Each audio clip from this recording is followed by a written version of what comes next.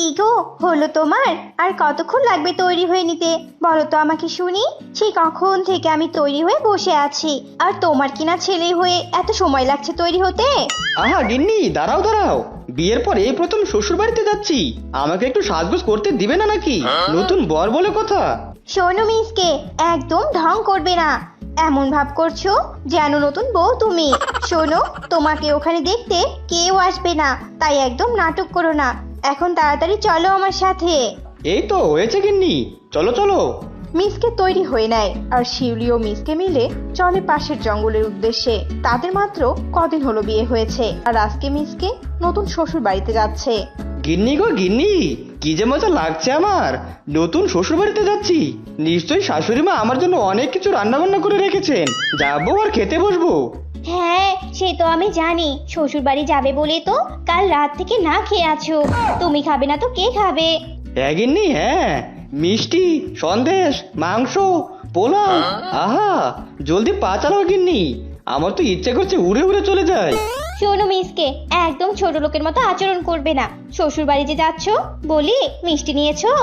ইয়ে মানে গিন্নি, মিষ্টি আবার নিতে হবে কেন?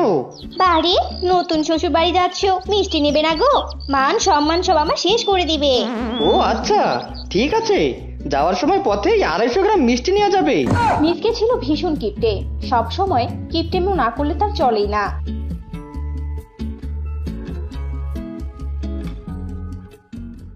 কি মজা কি মজা, কোনটা ছেড়ে কোনটা খাবো, সবগুলোকে চিবিয়ে খাবো।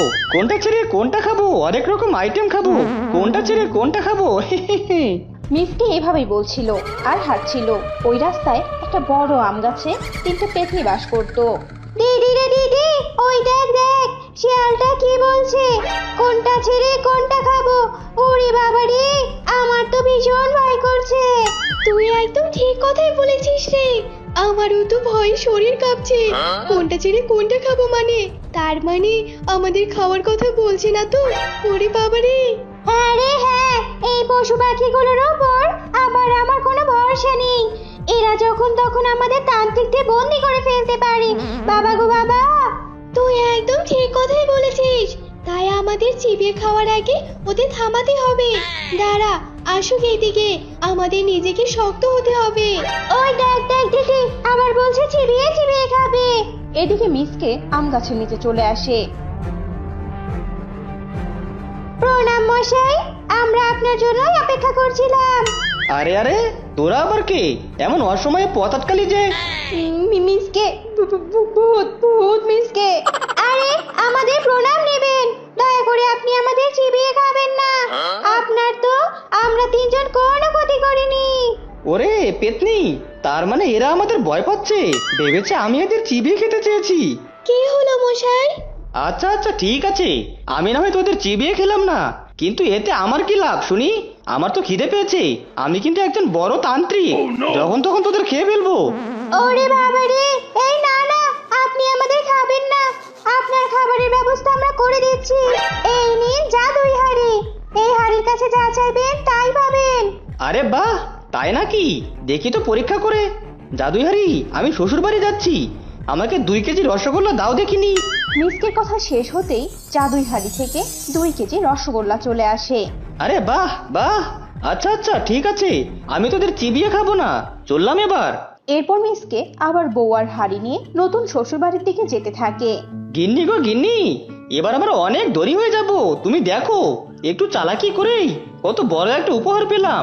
হ্যাঁ গো হ্যাঁ, আমি অনেক বুদ্ধিমান একটা জামাই পেয়েছি দেখছি। এখন চলো। এরপর মিসকে শ্বশুর বাড়িতে চলে যায়, আর মিসকে গিয়ে দেখে তার শাশুড়ি তার জন্য অনেক রকমের খাবার রান্না করে রেখেছে। এসব দেখে মিসকে সবগুলো খাবার খেয়ে নেয় আর শান্তির ঢেকুর তুলে বিশ্রাম নিতে থাকে। হ্যাঁ রে শিউলি দিদি, আমার মাথায় তো একটা কথা কিছুতেই ঢুকছে না। তোর স্বামী ওই হাড়িটা নিয়ে শুয়ে পড়েছে কেন? এসেছে থেকেই দেখছি হাড়িটা সঙ্গে করে নিয়েই ঘুরছে। কাহিনীটা কি বলতো আমাকে? ও, তোকে তো বলাই হয়নি রে। শোন, তোর দুলাভাইয়ের কাছে তো ওটা একটা জাদুই হাড়ি। ওই হাড়ির কাছে যা চাওয়া হয় তাই পাওয়া যায়। সে কি রে, ওটি তো মাটির হাড়ি। মাটির হাড়ি আবার কিছু দিতে পারে নাকি? আমার বিশ্বাস হয় না, তুই আগে আমাকে প্রমাণ দে। দাঁড়া তবে, তোর কি চাই বল আমাকে। এই মনে কর মেকআপ বক্স, কসমেটিক্স, লিপস্টিক, অনেক কিছু। ঠিক আছে, জাদুই হাড়ি, আমাকে অনেকগুলো মেকআপ বক্স আর কসমেটিক্স দাও তো।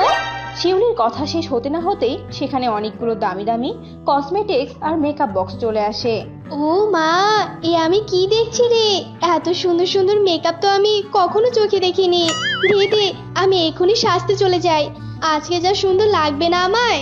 শেফালি সবকিছু নিয়ে সাজতে চলে যায়। এভাবেই সেই দিনটা কেটে যায় আর রাত নেমে আসে। বোকা দিদি আমাকে কিনা গড়গড় করে সব বলে দিল। এই তো রাত হয়েছে আর সবাই ঘুমিয়ে পড়েছে। আমার এক্ষুনি কাজ সেরে নিতে হবে। যা শেফালি যা, তোকে তো সুন্দর হতে হবে। সবাই যখন ঘুমাচ্ছিল এমন সময় শেফালি চুপি চুপি শিউলি আর মিসকের ঘরে যায় আর জাদুই হাড়িটি চুরি করে একটা স্বাভাবিক হাড়ি রেখে দেয় আর নিজের ঘরে এসে হাড়িটা লুকিয়ে রাখে। শেফালি রে শেফালি, এখন আর তোর সাজগোজ নিয়ে চিন্তা নেই। এখন আর শেফার কাছে গিয়ে তোকে আর মেকআপ বক্স চাইতে হবে না।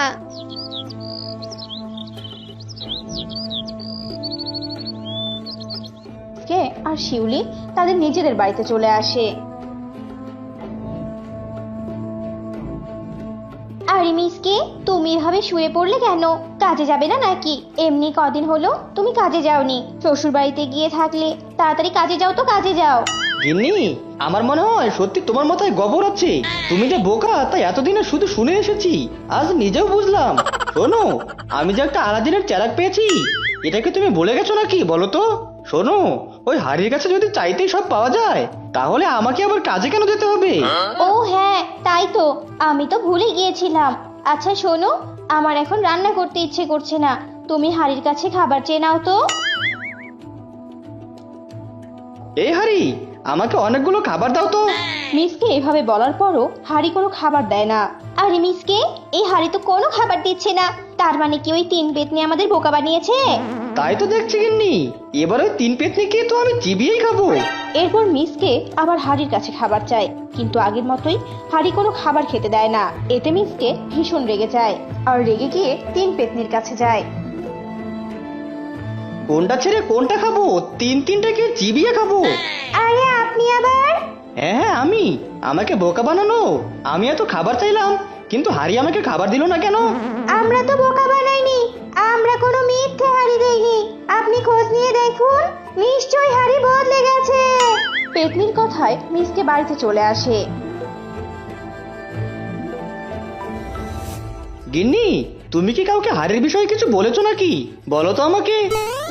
মানে হ্যাঁ, শেফালিকে তো অনেকগুলো মেকআপ বক্স আর কসমেটিক্স দিয়েছিলাম। তুমি তখন ঘুমিয়েছিলে। ও, এবার বুঝেছি আমি সবটা। তবে রে দাঁড়া। এরপর মিসকে আবার শ্বশুর বাড়িতে যায় শেফালির কাছে।